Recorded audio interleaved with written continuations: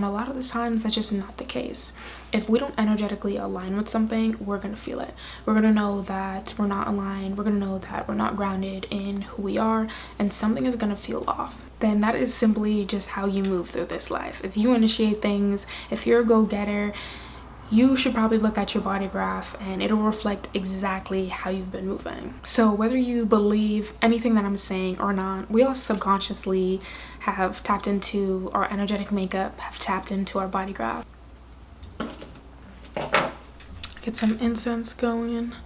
Hey everyone, my name is Aja, and today I'm going to be talking about human design, how it has personally changed my life, and how it will definitely change yours. So let's get right into this video. I'm going to cover what human design is, how to really understand and read your human design chart or your body graph, why it works and how it changes everything, and how you subconsciously use it and how I use it in my daily life. So in its most simple form, human design is a system that details your unique energetic makeup and provides a guide for you to live more intentionally with your energy and respond and react to the world and others while standing in your own purpose. This guide is called a body graph, which is a visual representation of your energetic makeup and how you can use that to be more in line with who you are and your true self, while also paying attention to how you project or take in the energy around you. The main goal of human design is really just for you to be more aligned with your true self and your purpose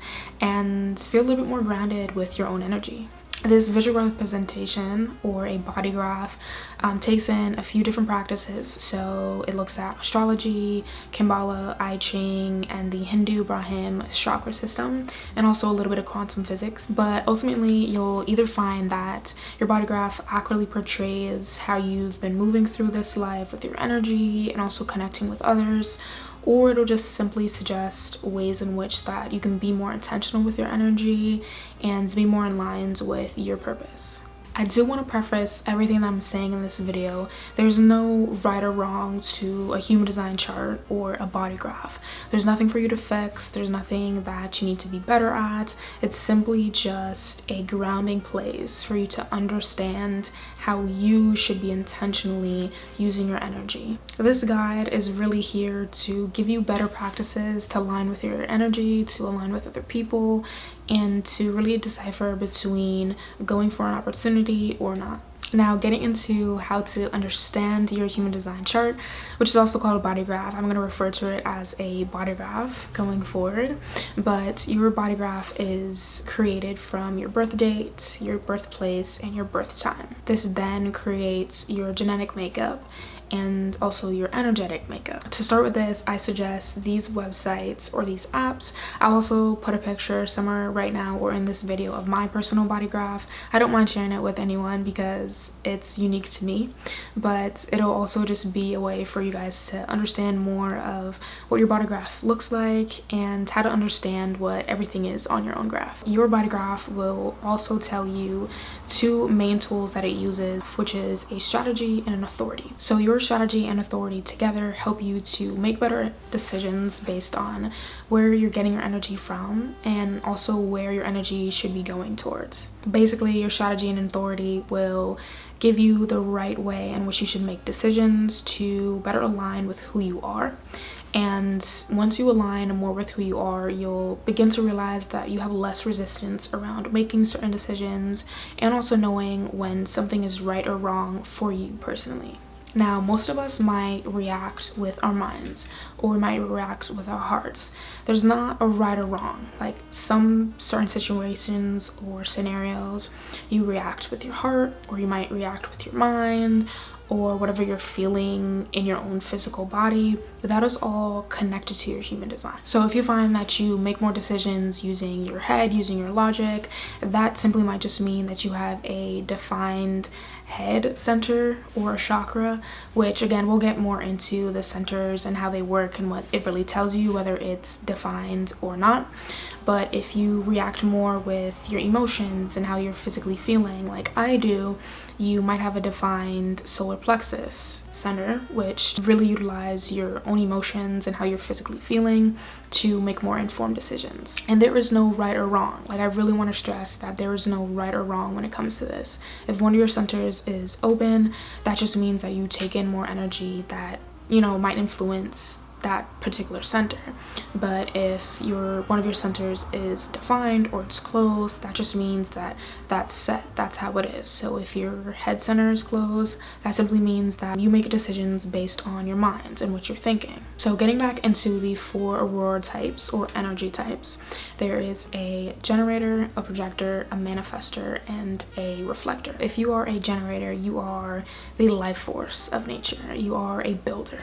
This simply means that your strategy is to respond, not to initiate. Also, if you're a generator, you have a defined sacral center. Now, if you are a projector like me, comment down below if you find that you're a projector. You are the ultimate guides of this life. Your strategy is to wait for recognition or an invitation to share your gifts and to guide other people. We have a focused and penetrating aura, and we're able to really understand and see deeply into other people. But it is also very important that we are intentional with this energy and only giving it to other people and sharing our wisdom and our guides if we are truly being recognized or invited to do so. Now, if you are a manifester, you're a natural initiator. Your strategy is to inform others of their decisions before they take action. You have a very powerful and impactful energy because you are more closed and repelling with your energy. Now, if you are a reflector, you actually make up 1% of the population. This simply means that all of your chakras or all of your centers are fully open. You have a very resilient aura and you reflect everything that comes to you. You reflect the energy of other people. And this also means you are able to see things very differently than others as well. Now, I am going to put on the screen my personal body graph, but as you can see, some centers are colored in or defined and others are white, which means that they are opened. So a defined center simply means that I have a set way of using that energy from that particular center. Now, an open or white center simply means that I can be influenced from others based on their energy. So as you can see, I have a defined solar plexus center. This means that I have a very set way of using my emotional center, and I'm not necessarily influenced by others to use that emotional energy. Now, whether your centers are open or defined, this will tell you your type, which is whether you are a projector, a manifester, a generator, or a reflector. Each of these centers have their own functions, and you can read a little bit more on them. So personally, as a projector, I take in and feel deeply the emotions and energy of the people around me. That is why my emotional solar plexus center is defined. This really just means that I'm here to be recognized, but also recognize the potential in other people. Center is defined. That is also my personal authority. So personally, as an emotional authority, it is very important that I really sit with my emotions. So a lot of the times I have to sleep on things, I have to respond days later, just because I have to feel out the wave of my emotions to really decipher them and understand how to move forward. Now, if you have a sacral authority, which your graph will tell you all of these things, but if you have a sacral authority, that simply means that you have to wait for somebody to come and tell you something. You don't necessarily need to go out and get things because somebody's going to bring them to you already. Because you have a response type of authority, this really means that you're waiting for somebody in your field or somebody who does something similar to you to give you the reason to then respond. Now, if you have a splenic authority, that means that you base a lot of your decisions and you use your energy based on your personal intuition. Now, the splenic authority is really deeply rooted in survival mode. It also has to do with health and well-being. It is one of the oldest centers, and it's actually faster than the mind. So if you have a splenic authority, you go off of intuition. That's why a lot of the times, somebody, they may act off of intuition and not really think about it too much. One, because your mind needs time to catch up, but also intuitively, you know that you need to act. Now, if you have an environment authority, that really means that you base your decisions more off of the sensory things that are happening around you. It's important for you to be in the right place, the right environment, for you to make the right decisions. Now, if you have a self-projected authority, this simply means that you don't need any outside influences or energy to make the right decision for you. A self-projected authority is not energetic. This really means that you're able to listen to your voice to make informed decisions. You are a very powerful being if you have a self-projected authority. Now, if you have a lunar cycle authority, that simply means that your energy really reflects the moon cycle. So you have a deeper connection with the cycle of the moon, and you base your energy and your decisions off of the phases of the moon. This really just gives you a pattern and time framework to make the best decisions for yourself. Now, if you have an ego authority, you really do things spontaneously and very unfiltered. So whatever decision that you're making or the way you use your energy, it's either spontaneous or it's not filtered. It doesn't need to have a lot of thought behind it for it to be true. Now, what makes human design really interesting and why I think it really does work and does really reflect how we personally should be moving through our own life and using our own energy is that the biggest thing is that a lot of us, we think that we should be the same way as the majority or as the crowd, and a lot of the times that's just not the case. If we don't energetically align with something, we're going to feel it. We're going to know that we're not aligned. We're going to know that we're not grounded in who we are, and something is going to feel off. I am someone who really enjoys my own solitude, and at first I thought that I'm just too isolated. I am not social anymore. It's hard for me to connect on a surface level because I feel things very deeply. But in reality, that was just my human design. Energetically, I take in the energy from around me and then also feel them very deeply as if they're my own. So I know that I have to be very intentional about who I'm around and the environments that I'm in.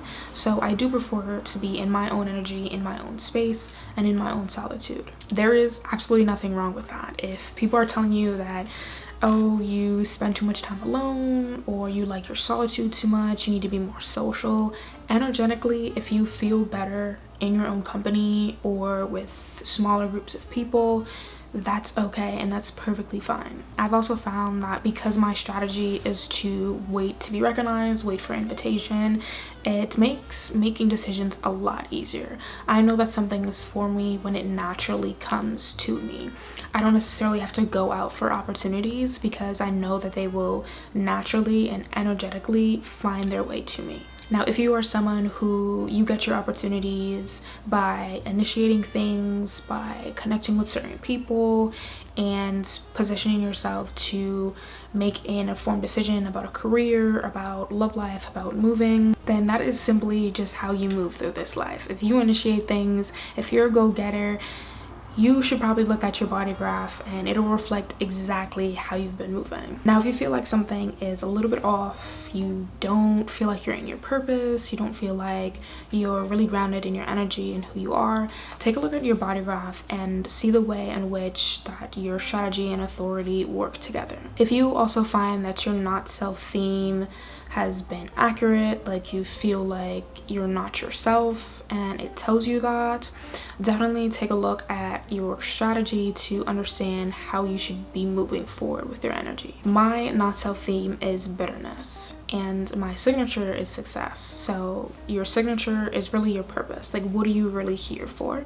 And your not self theme is what happens when you're not standing in your signature by using your strategy and authority.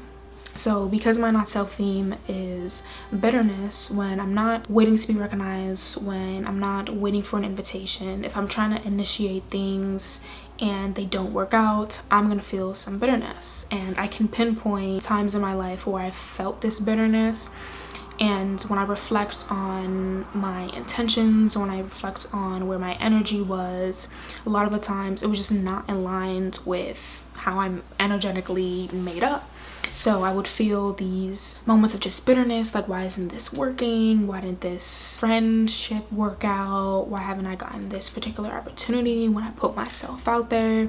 And that's just not simply how I should be moving. So all the opportunities with career, with friendships, with moving to different environments, they have felt energetically aligned with me because I'm not initiating them. They come to me. Those opportunities just naturally attract themselves to me because that's how my human design is. Now, if you were a manifester, just naturally initiator, you're a go-getter, you're gonna go out and do something. Now, if you're a generator, you respond to things. So if you're in a situation or you're presented with something, you didn't necessarily initiate it, but it's your way of, okay, now responding to it and taking the action. They might find themselves in these environments and they don't feel right, like something just feels off, stretch themselves to make things happen, and just energetically they don't need to. They just need to understand more of their strategy to sit more and be grounded in their purpose. So again, like mine is success, but I can't do that until I'm recognized and until I have that invitation to be put in those spaces where I can be successful. And YouTube has always felt right for me because when I would get comments of people saying that they're inspired by me or they want me to talk more about a particular topic, that's the invitation. Like that's the recognition and invitation that I need to continue to be making these videos. I think a lot of us have naturally tapped into our body graph and our human design, just the way when we feel really grounded, when we feel purposeful, when we feel like we're doing things intentionally with our energy.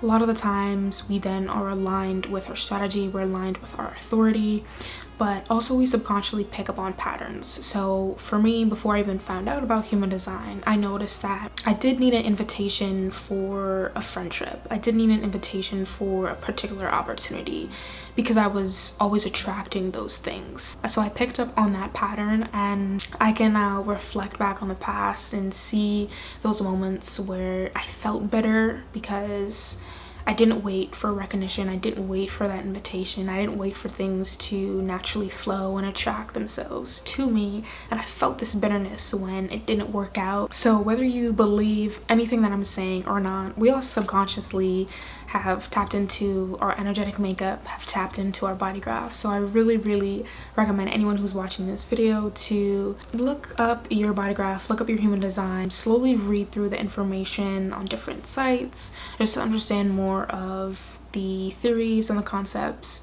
and ideas behind human design, but also more on your own strategy, authority that makes up your type. You're not self-theme when you're not acting in your strategy and your authority. Also your signature, like what are you actually here for? But your signature is it's like a synthetic view of your purpose. Like what are you called to do? Mine is called to be successful.